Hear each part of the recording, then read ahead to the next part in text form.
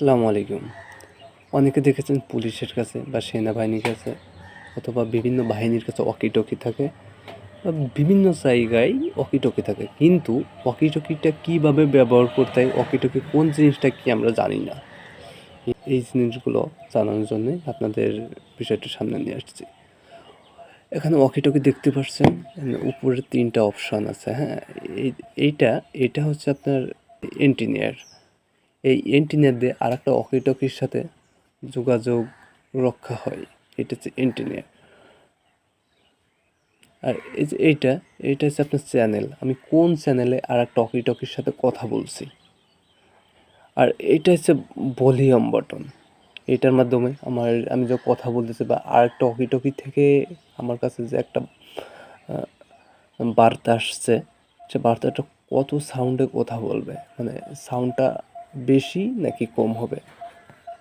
এখন এই যে নীল বাটনটা, আমি যখন আরেকটা ওয়াকি-টকির সাথে কথা বলবো, তখন আমি এটা প্রেস করে তারপর ওই ওয়াকি-টকিকে আমি কথাটা পাঠাবো, তাহলে ওই ওয়াকি-টকিটা কথা শুনতে পারবে।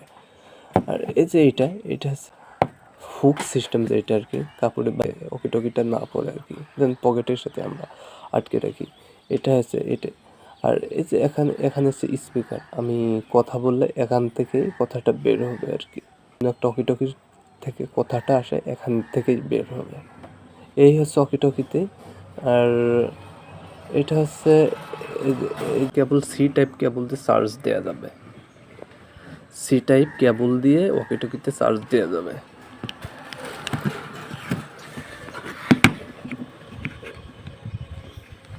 আর এটা হচ্ছে মাইক্রোফোন আর স্পিকার।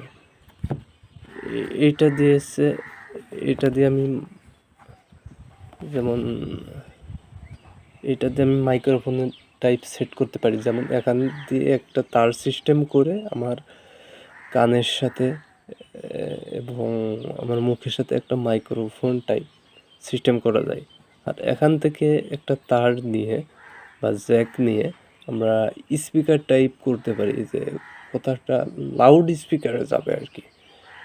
তার মানে একটা অপশান পাচ্ছি আমরা মাইক্রোফোনের, আর একটা হচ্ছে স্পিকারের। এই হচ্ছে ওয়াকি-টকি। অনেকে এগুলো জানে না। এগুলো আপনাদের সামনে জানানোর জন্য সামনে নিয়ে আসলাম। আশা করি বিষয়টা বুঝতে পারছেন।